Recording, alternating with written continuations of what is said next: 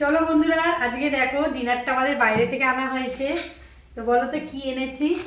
তো মাঝে মধ্যেই কিন্তু আমরা আর বিরিয়ানি খাই, বুঝেছো তো। তো আজকে বিরিয়ানি খাচ্ছি না, তো আজকে অন্য কিছু খাচ্ছি। তো মেয়ে বায়না করছিল বিরিয়ানি, তো বিরিয়ানি আনিনি, আজকে অন্য কিছু এনেছি। তো রোজ রোজ বিরিয়ানি খেতে ভালো লাগে না।